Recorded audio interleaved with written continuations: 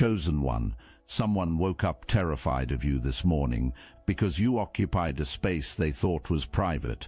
While you slept peacefully, they were drowning in their own sheets, jolting awake as your calm presence dominated their subconscious. The reality is undeniable. You just made someone believe that you can enter others' dreams, and they are shook, because the quiet knowing in your eyes felt too real to be a mere hallucination. You've been transforming, not loudly, not in ways that got announced or celebrated or posted anywhere. You've been transforming in the deep, unglamorous, private ways that actually change a person at the root. You did the shadow work, the uncomfortable kind, where you sit with the parts of yourself you'd rather ignore until they stop running your life from the background. You healed wounds you'd been carrying so long you'd stopped noticing the weight. You chose truth over comfortable stories, over and over, in moments nobody witnessed and nobody applauded. And here's what that kind of work does to a person. It doesn't just change how you feel, it changes what you emit. Your energetic frequency, the invisible signal that everyone around you picks up, whether they're conscious of it or not. That signal refined itself into something that deception simply cannot coexist with comfortably. Think of it this way. You became a tuning fork for truth, and anything out of tune in your presence starts to vibrate wrong, starts to feel the friction, starts to sense that being around you means being seen, really seen, and for people who are hiding something, that is the most terrifying environment possible. They felt this shift in you. Maybe they couldn't name it. Maybe they just noticed you seemed different, quieter but more powerful, softer but somehow impossible to manipulate. Something had settled inside you that used to be available to be moved, and now it simply wasn't. That's the version of you that appeared in their dream last night. That's the version of you they woke up afraid of, and that fear is not an accident. That fear is the natural response of someone carrying a guilty secret to someone who has become fluent in truth. Their own subconscious built the dream. Their own guilt cast you as the all-seeing presence. Their own unresolved conscience handed you the knowledge they've been terrified of you having. You didn't enter their dreams. Their guilt dragged you there. When someone wrongs another person and never resolves it, never confesses, never makes it right, never even fully admits it to themselves, the person they wronged becomes permanently embedded in their subconscious. Not occasionally, not only when the guilt gets loud, permanently. Like a splinter the body cannot push out, no matter how much time passes. You start showing up in their thoughts at random moments, in the middle of a meal, right before sleep, in the pause between conversations when there's nothing to fill the silence, and in dreams. Especially in dreams, you show up with a clarity and a presence that feels supernatural, because the subconscious doesn't soften things the way the waking mind does. The subconscious delivers truth without mercy, so understand what actually happened in that dream. Their own deeper mind constructed the scene, their own guilt wrote the script, their own unresolved conscience cast you as the all-knowing presence and handed you every secret they've been locking away. You weren't the author of that dream, you were the subject, and there is a profound difference between those two things. The only way a person removes someone from their recurring dreams is by making things right with them, clearing the debt, facing the truth, taking real and accountable responsibility. That is the only exit from the haunting. And this person cannot do that. They cannot return what was taken. They cannot undo what was done. They cannot face the full weight of their choices without the entire fiction they've been living collapsing around them. So they cannot clear the dream.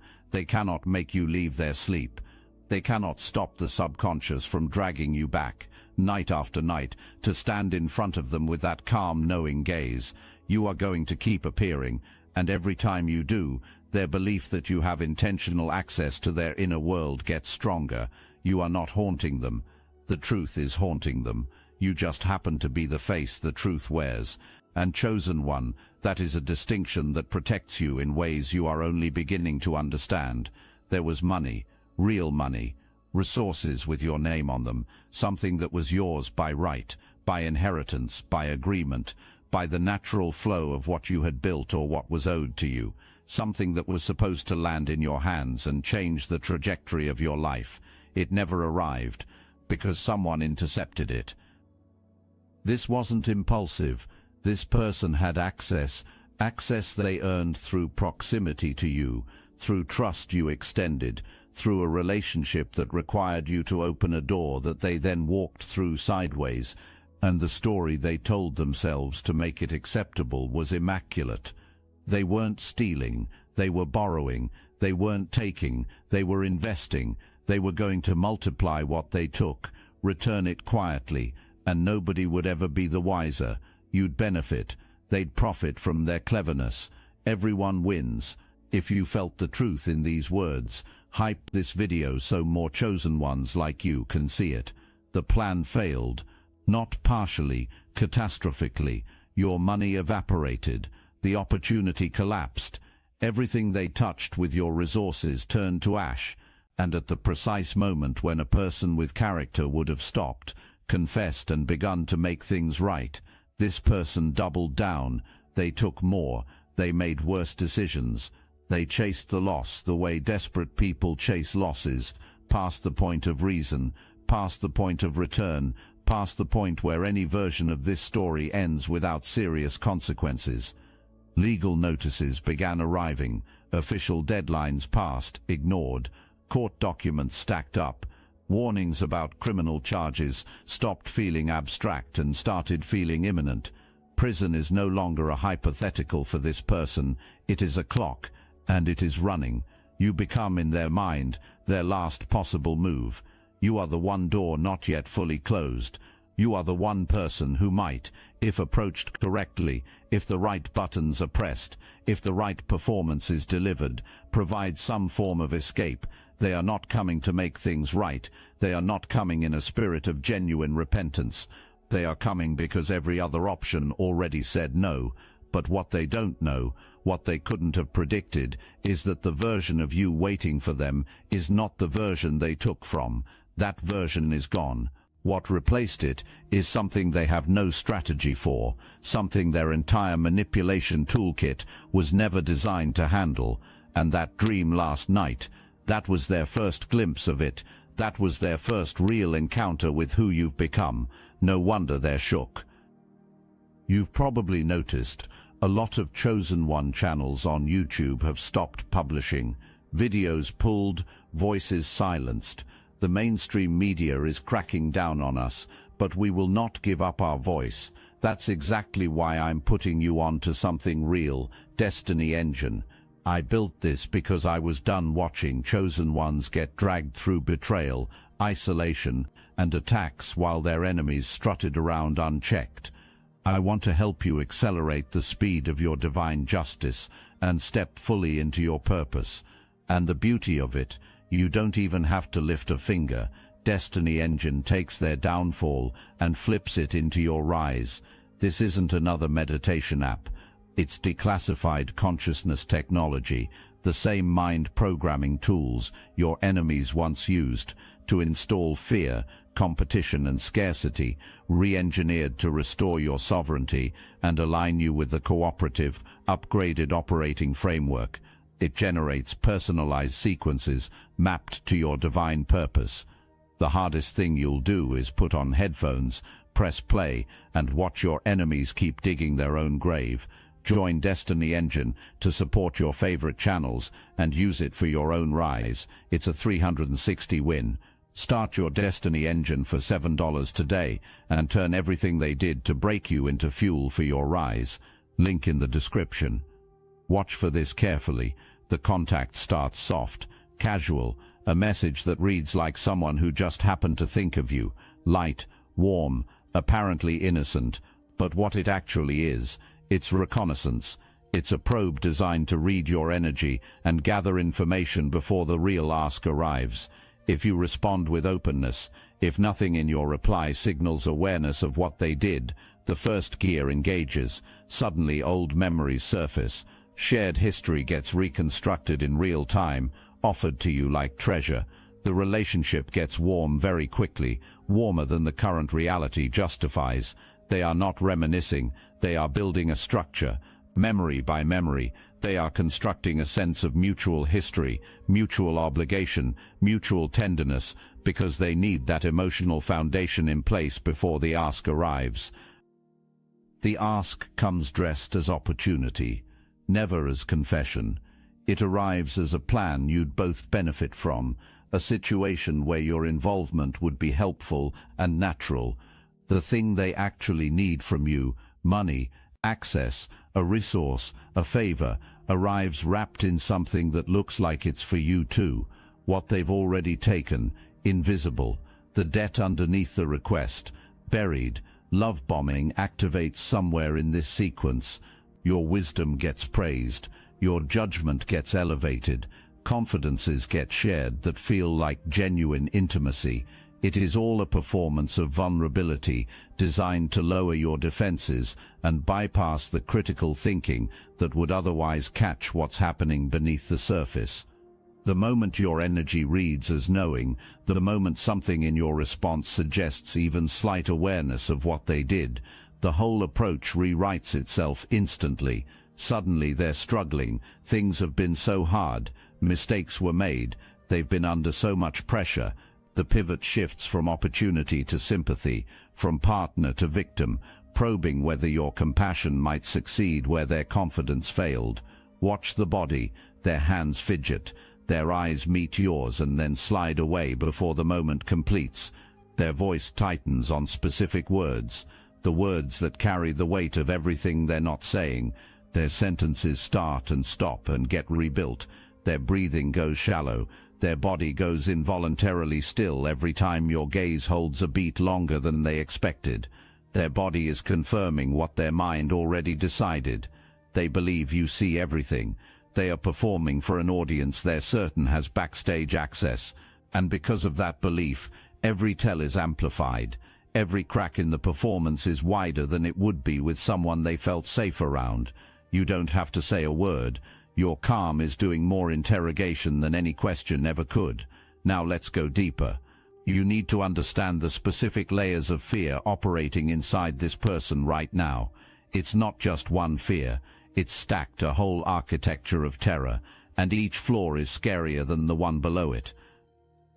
The top floor is reputation. They are afraid you'll tell people what they did. They are afraid that the image they've carefully constructed, trustworthy, capable, someone people rely on, will crack open in public and expose what's rotting underneath. This is ego fear. It's real, but it's the least of their concerns once you understand what sits beneath it. The second floor is legal. They know what they did has a name in a courtroom. They know what the charge is called. They've read about the consequences when nobody was watching, and they are terrified that you, with your apparent supernatural access to their secrets, might be the piece that accelerates the legal process they've been desperately trying to slow down. But the deepest flaw, the one they barely let themselves look at, is something far more primal than either of those things. They are afraid of what your existence alone proves about their own character. Think about this carefully. You went through what they put you through. You lost what they took.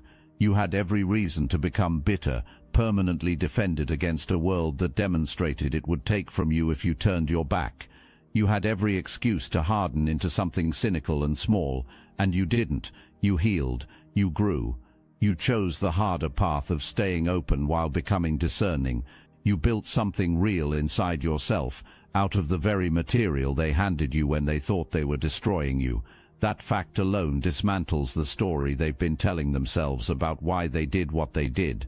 They told themselves they had no choice, that circumstances forced their hand, that anyone in their situation would have done the same thing. But here you are, someone who faced genuine hardship and chose differently, someone who encountered real loss and responded with real growth. Your existence is the most inconvenient evidence in the world for someone who built an identity around the story that their circumstances made them who they are. So when they look at you, especially in a dream where the subconscious strips away every defense, they are not just seeing someone who might expose their crime. They are seeing someone who already exposes their character, simply by being who you are, simply by standing there whole and clear and completely unbothered by what they tried to take. That is a level of fear that no conversation, no confession, and no manipulation strategy can fix. And that is why your calm in their presence hits like a weapon, not because you're wielding it, but because you earned it. They think you have supernatural abilities. They think you enter dreams with intention. They think you have access to their secrets through mystical channels. You earned this. Every piece of discernment you now carry, the ability to feel deception before it finishes a sentence, the capacity to read someone's energy and know immediately whether it's clean, the quiet certainty that operates beneath conscious thought and simply knows none of that fell from the sky. Every bit of it was forged in the exact experiences that tried to break you. You were tested, you were deceived, you lost something real, and instead of letting that make you hard, closed, and permanently defended, you let it make you wise.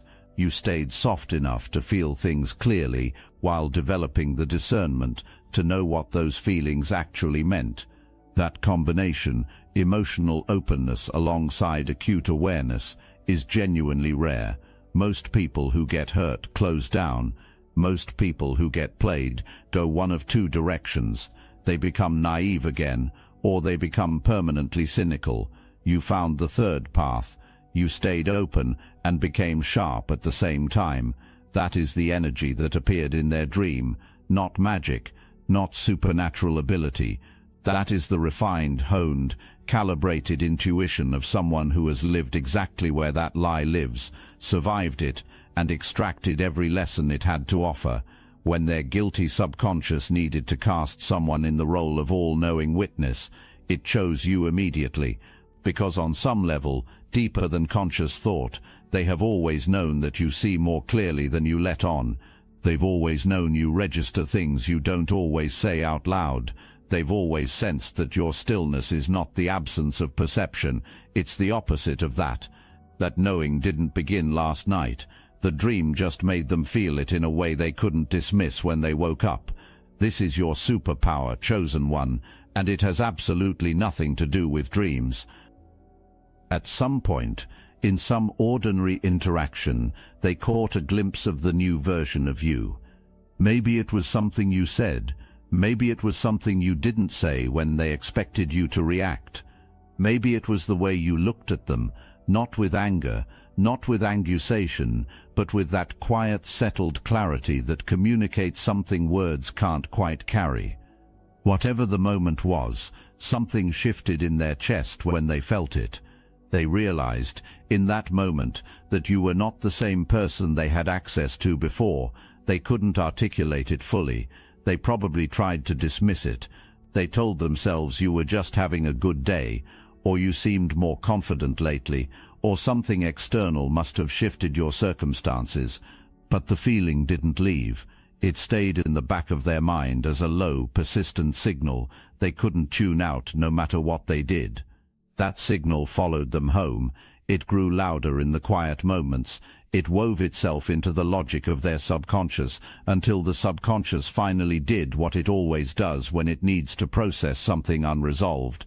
It built a dream around it, and in that dream the signal became a full transmission. The version of you that unsettled them in that waking moment stepped fully into view, calm, present, completely and impossibly knowing, looking directly at them with the full authority of someone who sees past the performance, past the story, past every layer of protection they'd built around what they did. That's why the dream didn't fade like a normal dream, because it wasn't random. It was the culmination of every moment they felt your energy shifting and tried to look away. You've been preparing them for this reckoning without doing a single deliberate thing. Your growth did it. Your healing did it. Your quiet, consistent, unannounced evolution did it. And now they are wide awake at hours that used to belong only to people with clear consciences, wondering what you know, what you'll do, and whether there is any version of the next chapter that doesn't include them facing exactly what they've been running from.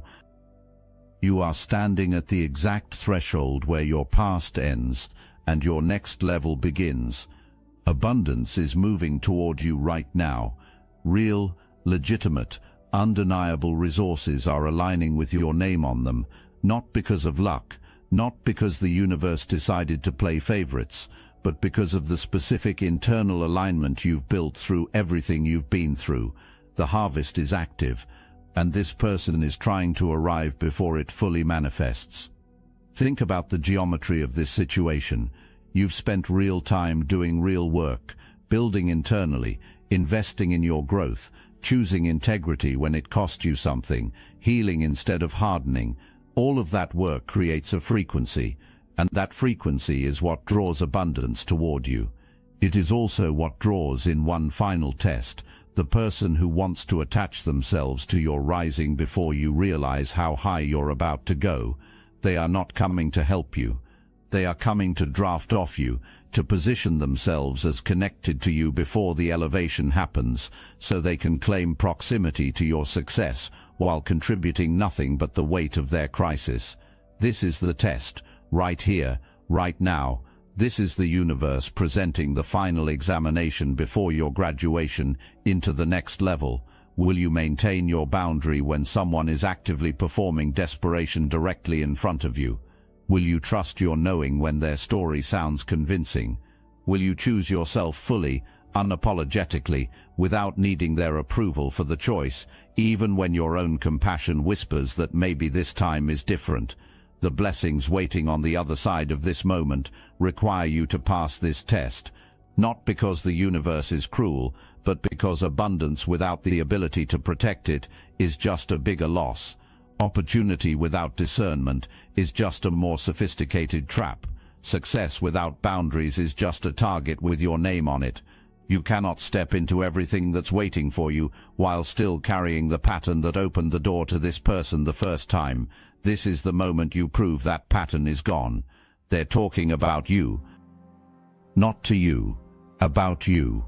They're having quiet conversations with people close to them, trying to process what they felt in that dream without revealing why it shook them so badly. They can't say I dreamed they knew what I stole. So instead they say something like this. Something is different about this person. They've changed. There's something about their energy lately. It feels like they know things they shouldn't know. And the people they say this to, they file it. It lands somewhere in the back of their mind and stays there. A small flag gets planted. A detail gets noted. The beginning of a perception takes root, that you operate differently than other people do. This person does not exist in isolation from your world. There are mutual connections, people who know both of you, who interact with both of you, who will eventually be in the same room with both of you. And in those circles, a quiet mythology is already being built, not loudly, not as a formal announcement, but in the way all reputations build, through small moments, brief descriptions, a sentence here and a reaction there. The reputation being built, whether they intend it or not, is this: don't try to play this person. They see through it. That reputation is your invisible security system. It runs around the clock. It costs you nothing, and it was paid for entirely by the fear of someone who wronged you and then dreamed you knew about it. But chosen one, here is the piece you cannot miss. That reputation only holds, only keeps building, only continues spreading if your actual behavior confirms it. It holds if you stand unmoved when they approach. It holds if you stay grounded through the performance. It holds if you demonstrate, in real life, the same knowing calm they encountered in the dream. The moment you collapse under their pressure, the moment their desperation moves you, the moment you extend the hand they don't deserve, the mythology dissolves, not just for them, for everyone who is silently watching how you handle this moment. This is bigger than one interaction.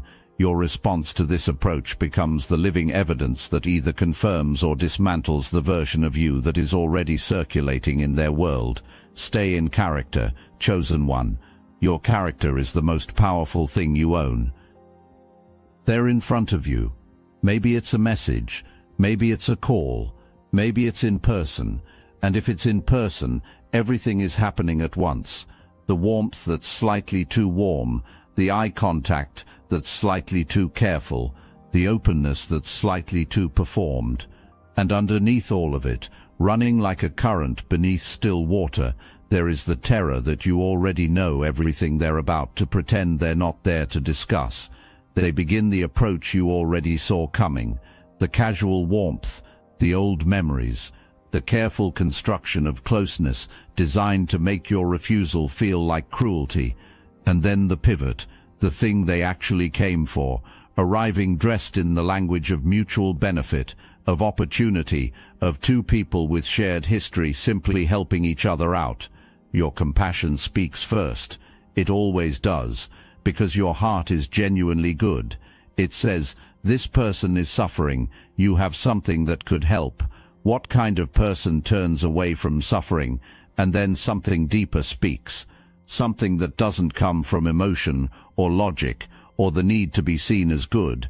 Something that comes from the part of you that has been watching this entire situation with perfect clarity, and has known, since before they even made contact, exactly what this is. That deeper voice says, this is the same hand that took from you before, dressed in different clothing, carrying a different story, but the same hand. The choice you make in this moment, the choice to listen to the deeper voice, to honor what you know, to refuse the performance without drama or explanation or the need to prove you're not a bad person for doing it. That choice is the single most powerful act you will take in this entire chapter of your life, not because of what it prevents, because of what it declares. When you say no calmly, clearly, without rage and without apology, you are not just declining a request.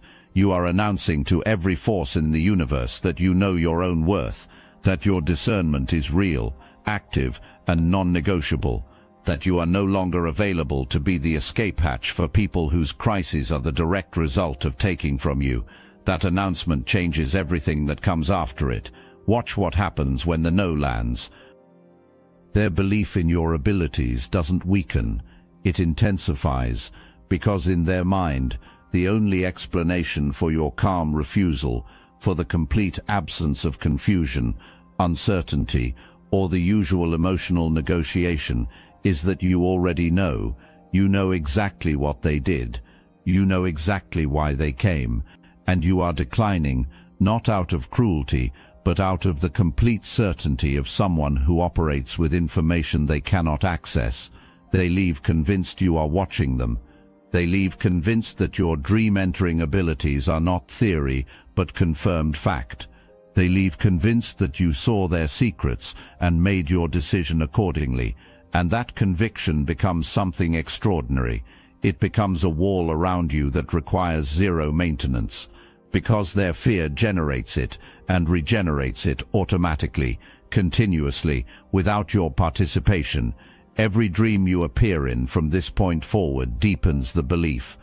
Every consequence they face, and the consequences are coming, the clock is running, gets experienced through the lens of someone who believes you arranged it, who believes your knowing is active and your response is already in motion. Let them believe it. Let that mythology exist, spread, and do the protective work that an exhausted person should never have to do manually. Retaliation becomes too risky in their mind because they're certain you'd know before it started. Lies about you carry too much danger because they're convinced you can expose the truth. Every move they might consider gets vetoed by their own internal certainty that you are 3 steps ahead. You built this protection not with aggression but with evolution, not with dominance but with wholeness. And it is permanent in a way that any external defense never could be, because it lives in them, in their guilt, their fear, their absolute conviction in your power. Neither you nor they can remove it. It belongs to the space between what they did and what they know you've become. Before the approach you appeared in their dreams as a presence, calm, knowing, standing in the dreamscape, with that quiet authority that communicated everything without speaking. After the refusal, the dreams escalate. Now you're not just standing there. Now you're watching. Now you're moving through their dream with a deliberate energy that their subconscious reads as purposeful, like you came back with a specific intention. The guilt that built the original dream has now been confirmed in their mind by your waking behavior. Your refusal told them everything they feared was true, and so the subconscious turns up the intensity. The dreams get more vivid. The feeling upon waking gets heavier. The images their sleeping mind generates become harder to shake off in the daylight hours. They'll start reading meaning into ordinary moments. You post something, they analyze it for hidden signals. You don't respond to something, that silence feels loaded with meaning. A mutual connection mentions your name in passing. It registers like a coded message, because they have now decided, fully and completely, that you are operating with information they cannot see and intentions they cannot predict.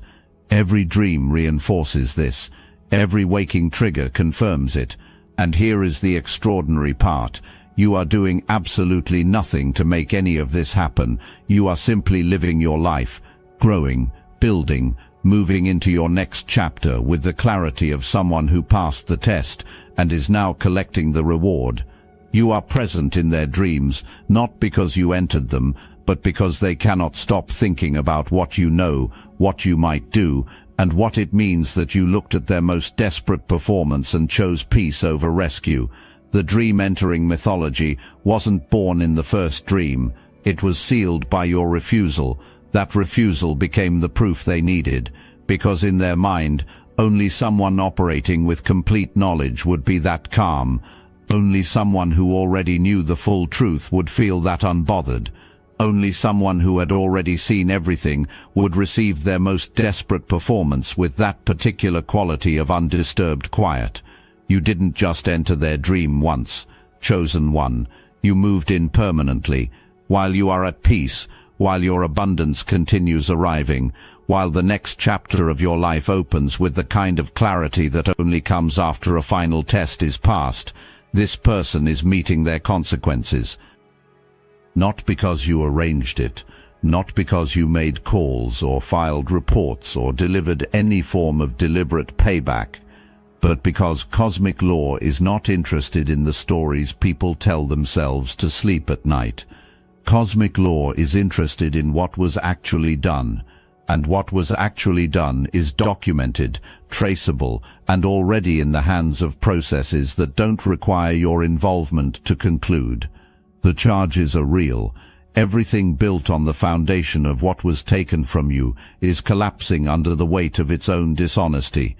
The deadlines that were ignored are now immovable. The consequences that always existed at the end of this road are arriving right on time. This is divine justice, and it doesn't look like lightning bolts. It looks like a clock that was always ticking, finally reaching zero. It looks like a system designed precisely for this situation, doing exactly what it was built to do. It looks like someone finally, unavoidably, having to stand in front of the results of their own choices with no exit remaining. You don't need to watch it. You don't need to be present for it.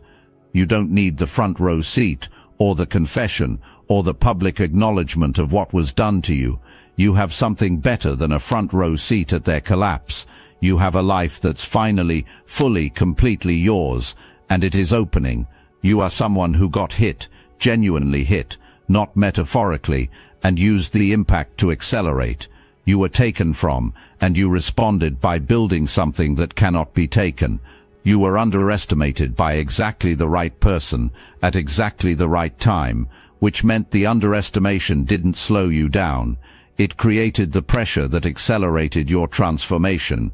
The power you carry right now is not the power of someone who won because their opponent was weak. It is the power of someone who won because they did the work, because they chose growth when collapse was available, because they refined themselves through genuine struggle into something precise and grounded and completely their own. Real power is not loud. Real power doesn't announce itself. Real power is so settled in itself that it doesn't need the room to know it's there, but the room always knows. Real power is not the ability to dominate others. It is the inability to be dominated. It is the unshakable, internally generated certainty that comes from knowing who you are, all the way down to the foundation. That certainty is what they felt in the dream. That's what woke them up. Not because you threatened them, but because your certainty made their uncertainty unbearable, because your peace made their chaos visible. Because your wholeness, your complete, earned, unperformable wholeness, is the exact mirror that someone carrying their level of guilt cannot look into without flinching. You don't need them to be afraid of you. You don't need to manage their perception, or maintain the mythology, or do anything at all to sustain the protection their fear provides. Just stay whole, stay clear, stay exactly who you've become. The protection generates itself. The abundance arrives continuously. The people who deserve access to you find you. The people who don't, they feel the frequency and they know better than to try. This is what chosen one energy actually is. Not chosen for suffering, not chosen for struggle. You are chosen because you were built to carry a level of truth that most people spend their entire lives running from. You are chosen because when everything in your life tried to make you small, you chose expansion instead. You are chosen because your evolution creates a wake, and in that wake, people who've been lost in their own lies find themselves unable to maintain the fiction anymore. You don't do that to them deliberately. You simply exist fully as yourself, and that is enough. You didn't enter their dream, your truth did. And your truth, it's awake now, fully awake. Eyes open, standing in the full authority of everything it has survived and everything it has become. The person racing toward you in desperation sees someone with supernatural powers. You know what you actually are. You are someone who chose to become undeniable, and chosen one that is the most powerful thing a human being can ever be. The harvest is open. The elevation is in motion. The abundance already has your name on it. Now walk into it. Eyes forward, head up, like you always knew it was coming, because you did.